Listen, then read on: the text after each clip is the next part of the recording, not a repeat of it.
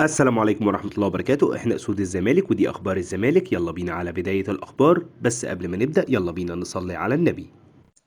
الزمالك انهى تدريباته امس استعدادا لمواجهة الجيش اليوم الثلاثاء. كشفت تقارير صحفية عن دخول الزمالك في مفاوضات لضم ليونيل وامبا مهاجم نادي شباب بلوزداد الجزائري، وأكد مصدر مقرب من اللاعب أن هناك مفاوضات غير رسمية بين وكلاء لاعبين مع وكيل اللاعب، ولم ترتقي المفاوضات إلى الرسمية. وأكدت تقارير جزائرية أن مسؤول نادي شباب بلوزداد يرفض التفريط في وامبا، خاصة أنه أحد العناصر الأساسية للفريق.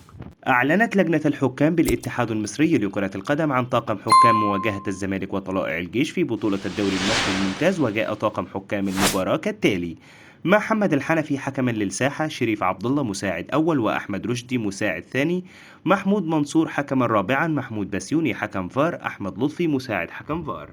غيابات الزمالك أمام طلائع الجيش: محمد عبد الغني لوجهة نظر فنية، عمر جابر لعدم اكتمال لياقته على الرغم من مشاركته في التدريبات الجماعية الأخيرة، عبد الله جمعة لعدم الجاهزية الفنية بعد تعافيه مؤخرا من الإصابة بالعضلة الخلفية، محمد عبد الشافي نظرا لاستمرار إصابته في الركبة، عمرو السيسي ومحمود شبانة لوجهة نظر فنية، الونش نظرا لخضوعه لعملية في ألمانيا بسبب الإصابة بقطع جزئي في الرباط الصليبي، يوسف أسامة نبيه نظرا لأزمة توقيعه لنادي بيراميدز. قائمة الزمالك لمواجهة الجيش: في حراسة المرمى محمد عواد، محمد صبحي. في خط الدفاع: حمزة المسلوسي، حسام عبد المجيد، مصطفى الزناري، محمد طارق، أحمد فتوح، حاتم محمد سكر.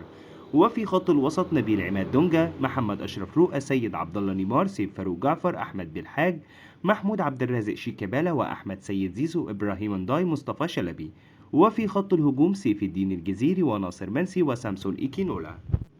مصدر بالزمالك: أوباما قرر عقد جلسة مع مسؤولي الزمالك خلال الساعات القادمة من أجل حسم مصيره، وأضاف أن اللاعب كان ينتظر الانتهاء من مباراة هامة مع فريقه أمام أهلي جدة السعودي في دوري يلو، وعقب الانتهاء منه مقرر أن يتحدث مع المسؤولين حول مصيره. مصدر بالزمالك: الإدارة طلبت من أوساريو حسم مصير اللاعب أحمد بالحاج قبل انتهاء مهلة التعاقد معه نهائيا، وتنتظر الإدارة قرار المدرب لحسم مصير اللاعب المعار المعار من أسوان. وشدد أن الإدارة تمنح المدرب فرصة الحكم على اللاعب بما أنه تم التعاقد مع أوساريو منذ فترة قليلة، وتنتظر الإدارة قرار المدرب النهائي لحسم مصير بالحاج. أرسل الاتحاد المصري لكرة اليد إخطارا لنادي الزمالك يهدده فيه بتطبيق عقوبات مغلظة بسبب شكوى اللاعبين لعدم سداد مستحقاتهم المتأخرة.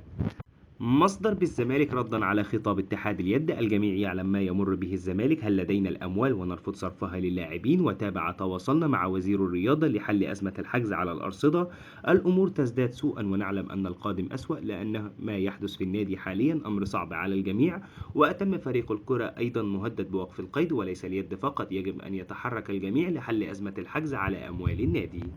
كشفت تقارير صحفية مكسيكية عن موافقة أوساريو لتدريب نادي كلوب أمريكا المكسيكي بداية من الموسم المقبل.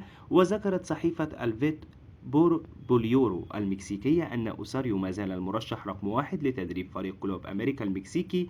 وأكدت الصحيفة أن أوساريو وافق على تدريب نادي كلوب بطل المكسيك، ولكن بشرط التعاقد مع نجم أتلتيكو مدريد السابق ولاعب هوستن الأمريكي الحالي هيكتور هيريرا.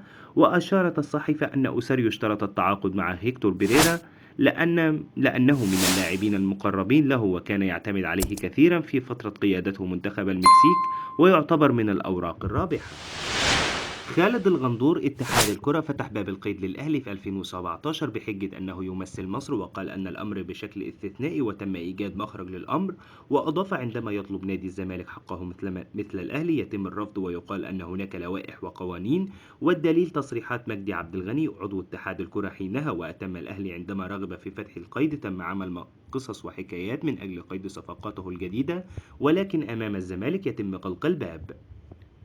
وزير الرياضة: لو ثبت أن في فساد مالي في أي مؤسسة رياضية من حقي أشيل المجلس دوري كوزارة رقابي مالي، ويكون في مستند بالفساد، وأمتلك قوتي أن أراقب المؤسسات. وواصل: لجنة التفتيش بالزمالك وباقي الأندية لم تقدم تقاريرها حتى الآن، ولا صحة لخبر سحب لجان التفتيش من الزمالك. واختتم بالرغم: عندنا ضبطية قضائية، ولكن فضلنا لجان مشتركة مع الجهاز المركزي للمحاسبات، وهنفذ القانون بمنتهى الاحترام والقوة، ولو ثبت أي مخالفات هشيل المجلس.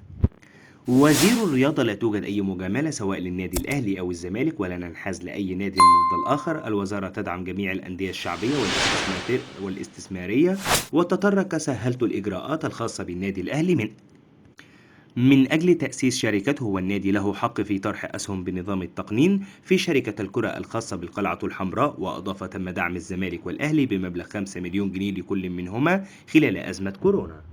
وزير الشباب والرياضة: على شأن في الموضوع عزل مرتضى منصور والتأخير في إصدار القرار. الوزارة بمنتهى الهدوء احتكمنا للتقاضي وأخذنا وقت لتنفيذ قرار العزل، لأن القانونيين